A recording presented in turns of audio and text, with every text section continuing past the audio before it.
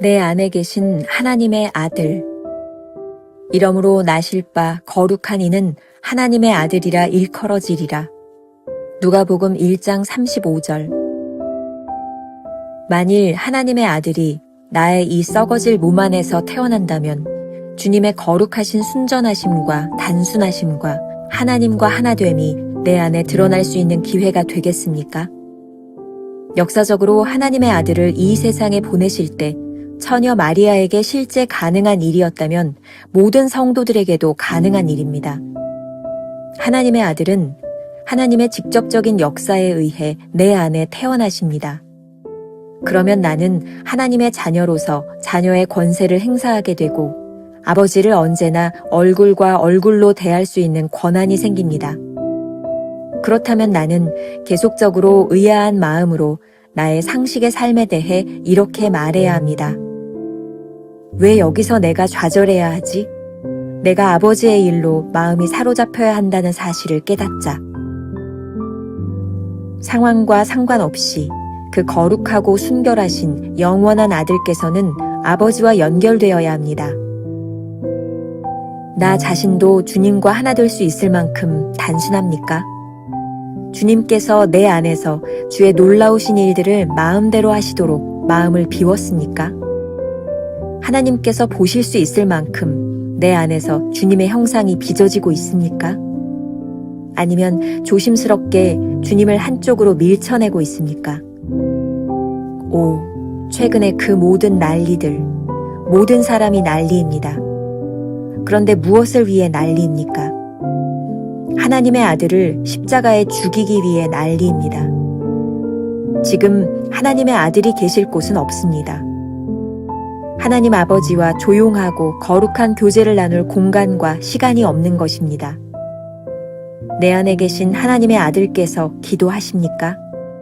아니면 내가 그분께 지휘하고 있습니까? 주께서 이 땅에서 사역하셨던 것처럼 지금 내 안에서 역사하고 계십니까? 내 안에 계신 하나님의 아들께서 그분 자신의 목적을 이루기 위해 십자가의 고난을 지나십니까? 가장 성숙한 성도들의 내면 세계를 알수록 무엇이 하나님의 목적인지 더 잘 보게 됩니다. 그 목적은 그리스도의 남은 고난을 그의 몸된 교회를 위해 내 육체에 채우는 것입니다. 채운다는 뜻은 언제나 무엇인가 해야 할 일이 있다는 뜻입니다.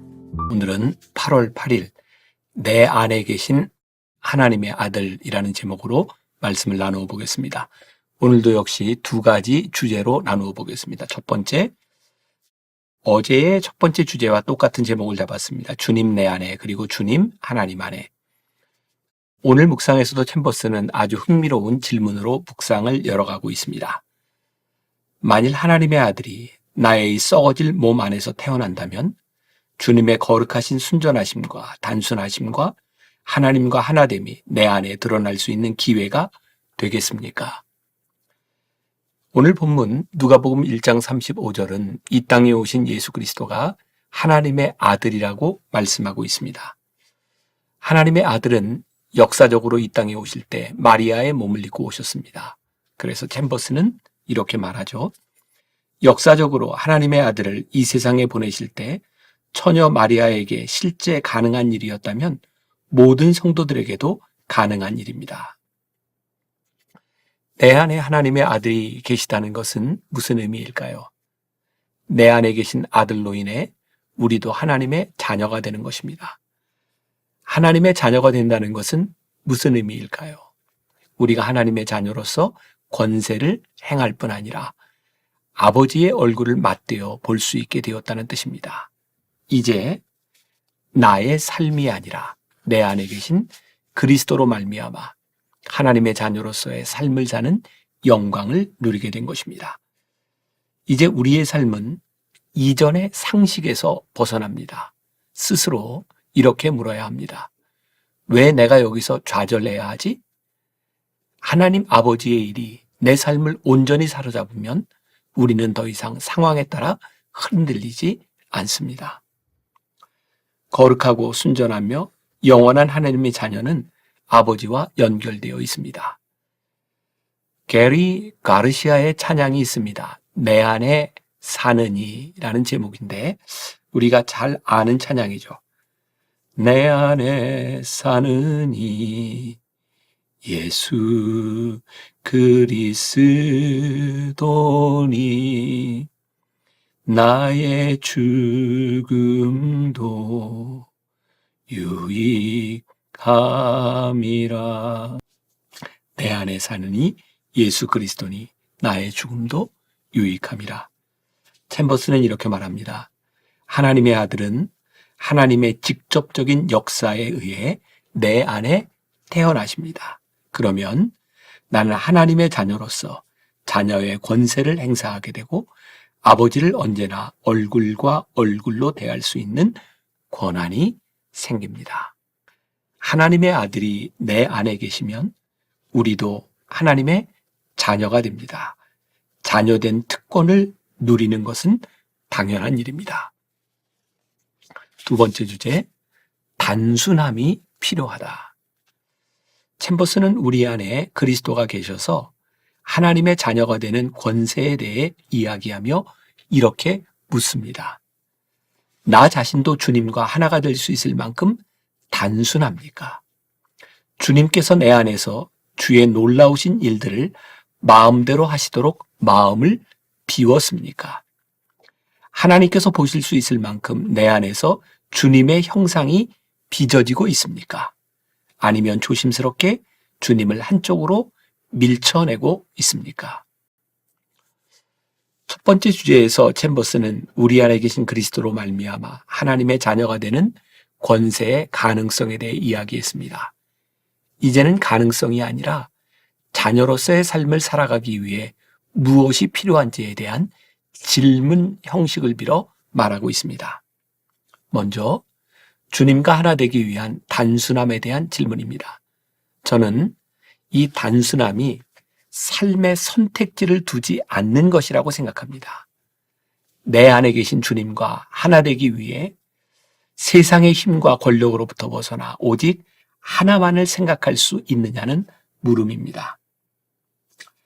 가만히 생각해 보면 우리가 많은 생각에 사로잡힐 때 신앙이 무뎌지고 하나님과 멀어지는 것 같습니다. 단순함은 비움과 연결되어 있는 것 같습니다. 유명한 빌립보서 2장 5절 이하에 보면 자신을 비워 이 땅에 오신 예수 그리스도의 겸손에 대한 이야기가 나옵니다. 내 안에 그리스도께서 계신다 해도 겸손하게 우리의 마음과 생각을 온전히 비우지 않으면 그분이 드러나지 않습니다. 온전히 역사하실 수 없기 때문입니다. 새로운 형상은 비움에서 시작됩니다. 하나님의 형상이 만들어지기 위해서는 먼저 우리 안에 가득한 생각들을 제거해야 합니다. 이전 묵상에서도 그런 이야기를 한 적이 있습니다. 조각가가 작품을 만들어가는 과정에서 온전한 형상을 만들기 위해 군더더기들을 하나하나 제거해 나갑니다. 중요한 것은 이러한 조각가와 같은 주님의 손길에 온전히 자신을 내어드릴 준비가 되어 있느냐는 것이죠. 이제 깊은 묵상 가운데 자기의 내면을 돌아보며 정직하게 묻고 대답해야 합니다. 과연 내 안에 계신 하나님의 아들이 기도하고 있는가? 아니면 아직도 내 욕망으로 기도하고 있는가? 주님은 이 땅에서 온전히 하나님의 뜻에 따라 사역을 하셨는데 지금 나는 그분의 뜻대로 하고 있는가? 아니면 우리 안에 계신 그리스도에게 명령하고 가르치려고 하는가?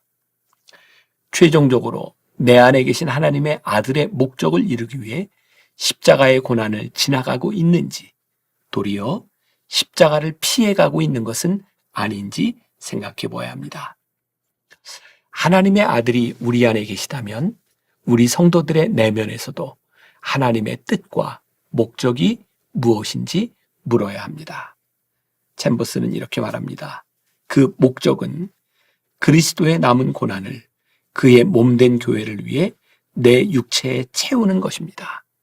채운다는 뜻은 언제나 무엇인가 해야 할 일이 있다는 뜻입니다.